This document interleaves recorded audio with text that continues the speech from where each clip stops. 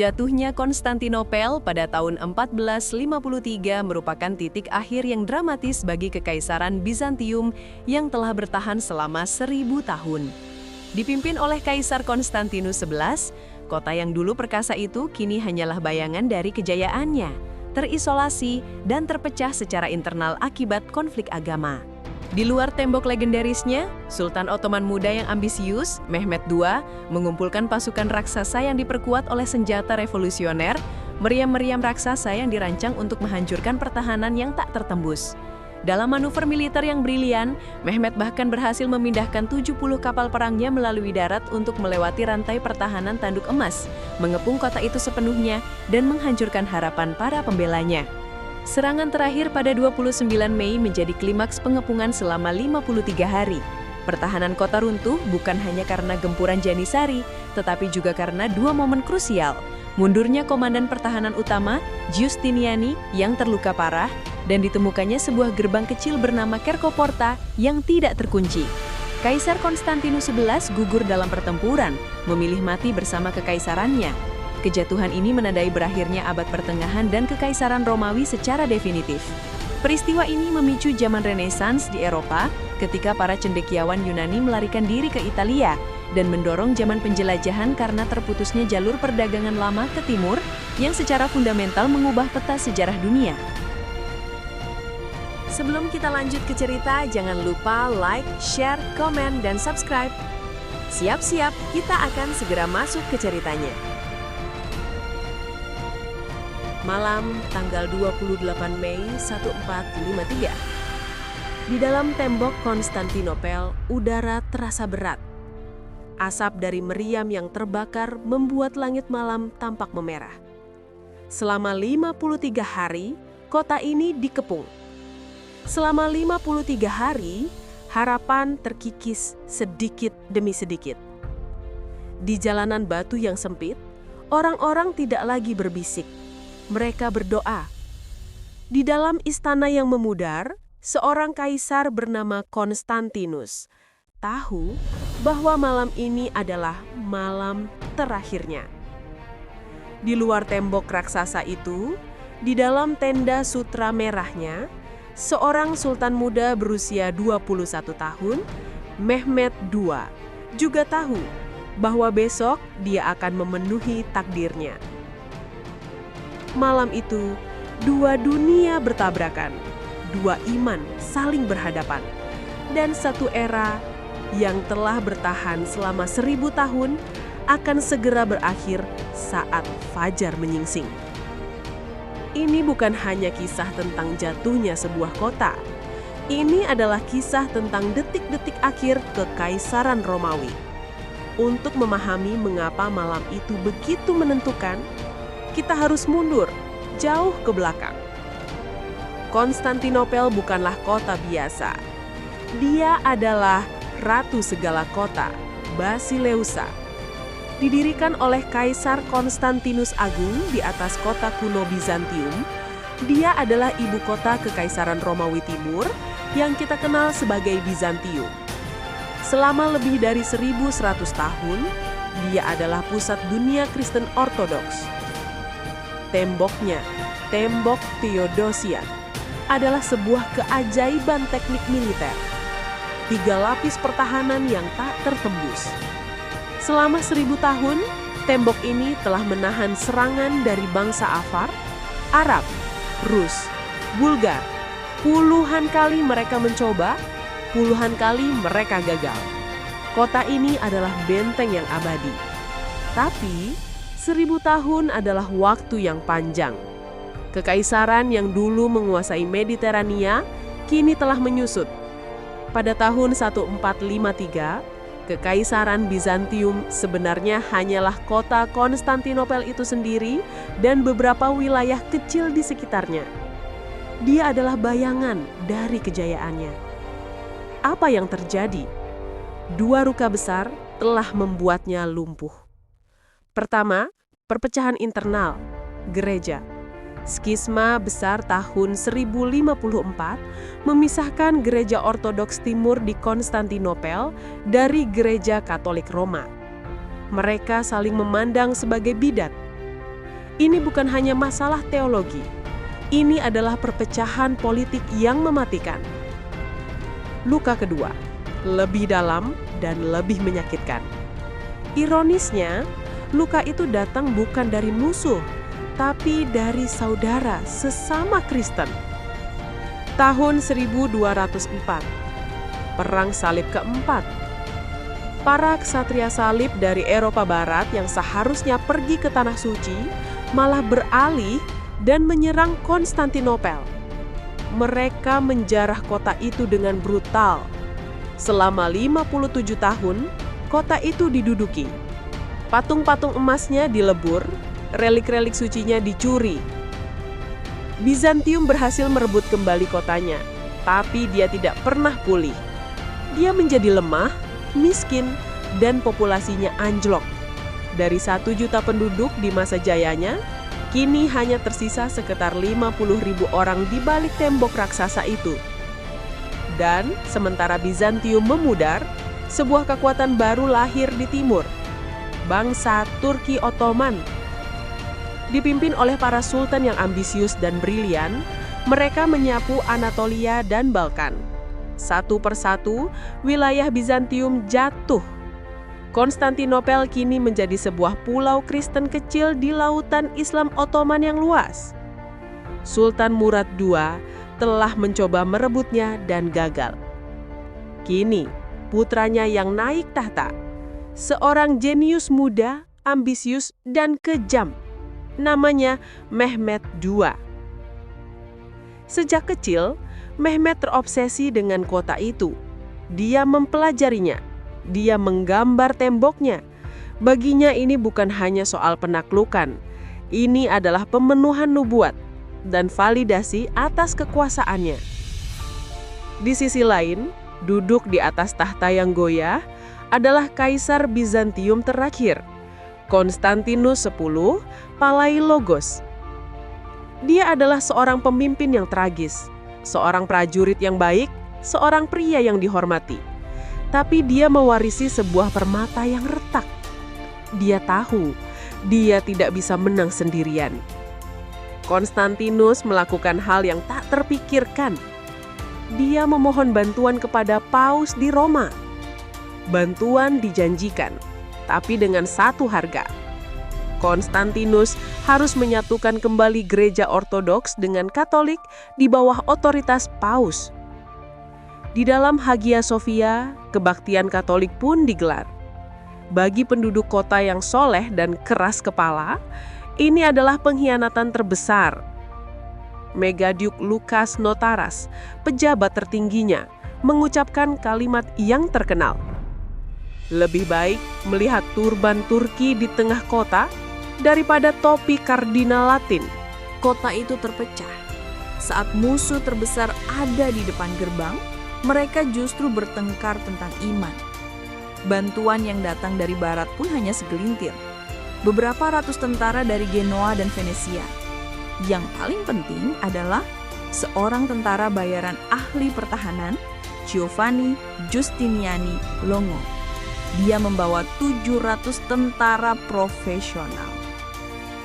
Musim semi 1453, Mehmed II tiba. Kekuatan yang dia bawa tak terbayangkan. Diperkirakan 80.000 hingga 120.000 tentara reguler, termasuk 12.000 Janisari, pasukan elit sultan yang fanatik. Di sisi lain, Konstantinus hanya memiliki mungkin 7.000 tentara, termasuk relawan, biksu, dan warga sipil yang dipersenjatai. 7.000 melawan 80.000. Tapi, angka bukanlah senjata utama Mehmed. Dia membawa sesuatu yang baru, sesuatu yang akan mengubah cara perang selamanya. Seorang insinyur Hongaria bernama Orban telah menawarkan jasanya kepada Konstantinus, tapi sang kaisar tak punya uang untuk membayarnya. Jadi, Orban pergi ke Mehmed. Mehmed bertanya, "Bisakah kamu membuat meriam yang bisa menghancurkan tembok Babilonia?" Orban menjawab, "Aku bisa membuat meriam yang menghancurkan tembok Babilonia dan Konstantinopel." Maka lahirlah meriam basilika. Monster logam raksasa butuh 60 lembu untuk menariknya. Meriam ini bisa menembakkan bola batu seberat setengah ton sejauh 1 mil. 6 April 1453, pengepungan dimulai. Selama minggu-minggu, meriam-meriam itu menghantam tembok Theodosian. Suaranya, kata para saksi mata, seperti suara kiamat. Tembok yang telah berdiri 1000 tahun mulai retak. Tapi para pembela kota bertarung dengan keberanian yang luar biasa. Dipimpin oleh Justiniani, setiap malam mereka mati-matian memperbaiki tembok yang hancur di bawah tembakan meriam. Mereka menahan. Minggu pertama, minggu kedua, minggu ketiga. Mehmet mulai frustasi. Dia mencoba serangan terowongan di bawah tanah, gagal. Dia mencoba serangan frontal, dipukul mundur dengan kerugian besar. Pertahanan terbesar kota selain tembok darat adalah sebuah rantai besi raksasa yang membentang di mulut Teluk Tanduk Emas atau Golden Horde. Rantai ini menghalangi angkatan laut Ottoman masuk dan menyerang tembok laut kota yang lebih lemah. Selama rantai itu ada, armada Mehmet tidak berguna. Mehmet tahu dia harus menemukan cara untuk melewati rantai itu. Dan apa yang dia lakukan selanjutnya adalah salah satu manuver militer paling gila dan paling brilian dalam sejarah. Jika Mehmet tidak bisa berlayar melalui air, dia akan berlayar melalui darat. Ini adalah sebuah ide yang mustahil. Gila. Di seberang Tanduk Emas, terdapat koloni dagang Genoa di Galata yang netral dalam perang ini. Mehmet memerintahkan pasukannya untuk menebang pohon-pohon di pegunungan Galata. Mereka membangun jalan dari papan kayu besar dan melumurinya dengan lemak binatang. Lalu, di malam hari, di bawah kegelapan, puluhan ribu tentara dan lembu secara harfiah menarik 70 kapal perang Ottoman naik ke atas bukit, melewati pemukiman Genoa, dan menurunkannya kembali ke air di dalam Teluk Tanduk Emas, melewati rantai itu. Pagi tanggal 22 April, para pembela di tembok Konstantinopel terbangun dan membeku ketakutan. Mereka tidak percaya dengan apa yang mereka lihat. Tanduk Emas yang kemarin kosong dan aman, kini dipenuhi oleh kapal-kapal perang Ottoman. Armada musuh kini berada di dalam pelabuhan mereka. Harapan mulai runtuh. Sekarang, kota itu dikepung dari dua sisi. Tembok laut yang lemah kini berada di bawah ancaman. Para pembela yang sudah sangat sedikit harus dibagi lagi untuk menjaga garis pertahanan yang lebih panjang. Serangan terus dilanjutkan. Tembok darat semakin hancur. Makanan di dalam kota hampir habis. Orang-orang putus asa. Mehmet mengirim utusan terakhir. "Menyerahlah," katanya. "Aku akan membiarkanmu pergi dengan damai. Atau jika kalian melawan, aku akan berikan kota ini kepada pasukanku untuk dijarah selama 3 hari. Konstantinus XI menolak. "Menyerahkan kota ini padamu bukanlah hakku atau hak negara warga manapun di sini. Kami semua telah menentukan. Kami akan mati atas kehendak kami sendiri." Mehmet menetapkan serangan terakhir. Fajar 29 Mei. Nah, malam sebelumnya, malam 28 Mei, adalah malam yang kita kunjungi di awal cerita. Suara meriam berhenti, keheningan total menggantung di atas kota, lebih menakutkan daripada kebisingan perang. Sultan menjanjikan kekayaan tak terhingga bagi prajurit pertama yang mencapai puncak tembok. Pasukannya bersiap, berpuasa, dan berdoa. Di dalam kota, tidak ada lagi perpecahan antara Katolik dan Ortodoks. Malam itu, di dalam Katedral Agung Hagia Sophia yang remang-remang, kebaktian Kristen terakhir digelar. Kaisar Konstantinus XI hadir. Orang-orang Genoa, Venesia, dan Yunani, Katolik dan Ortodoks berkumpul bersama. Mereka yang saling membenci seminggu sebelumnya, kini berlutut, menangis, dan menerima komuni bersama. Mereka tahu ini adalah akhirnya.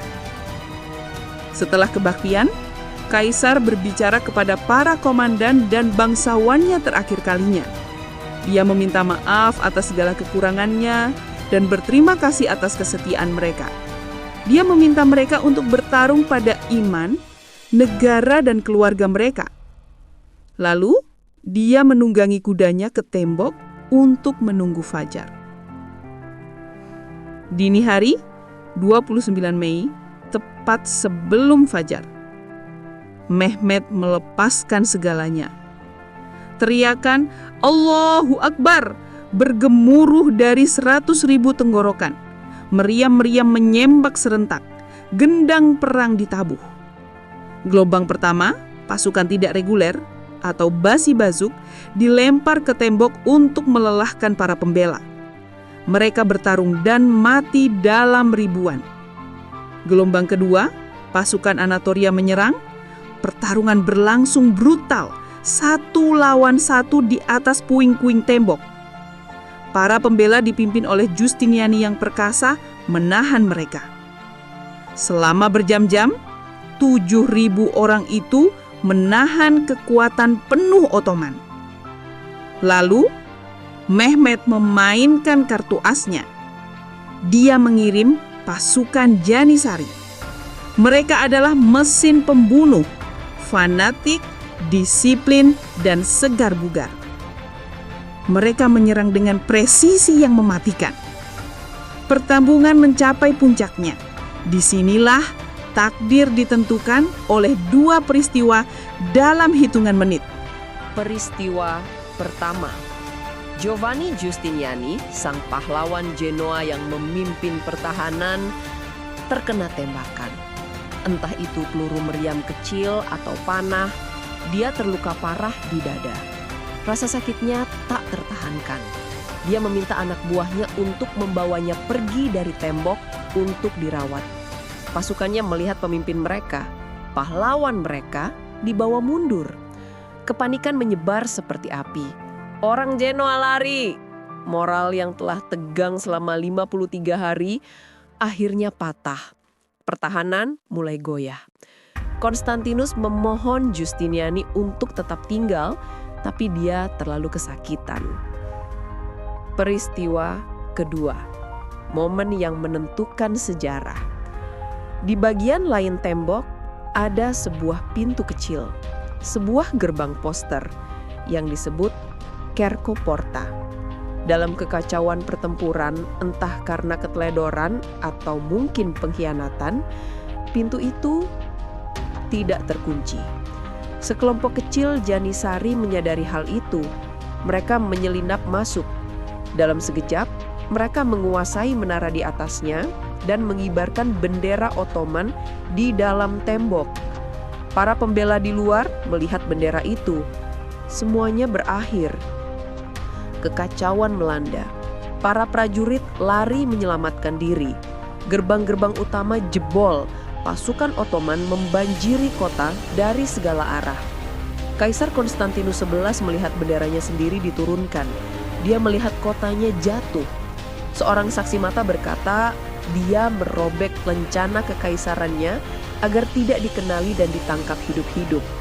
Dia menarik pedangnya dan bersama beberapa pengikut setianya yang terakhir, dia meneriakkan, "Kota ini telah jatuh dan aku masih hidup."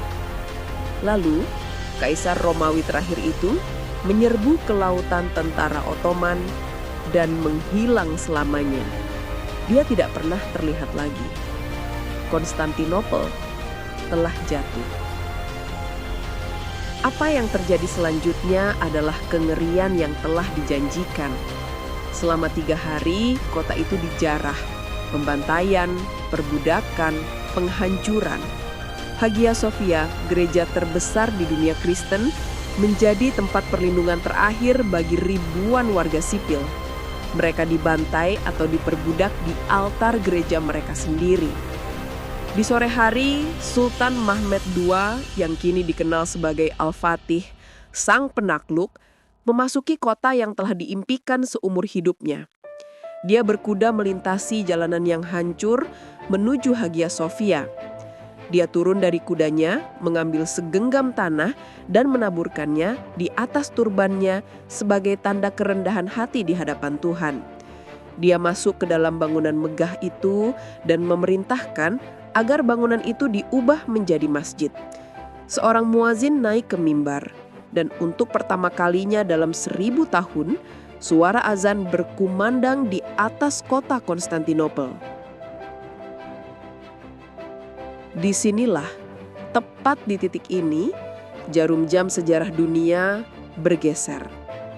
Jatuhnya Konstantinopel pada tahun 1453 bukan sekadar akhir dari sebuah kota.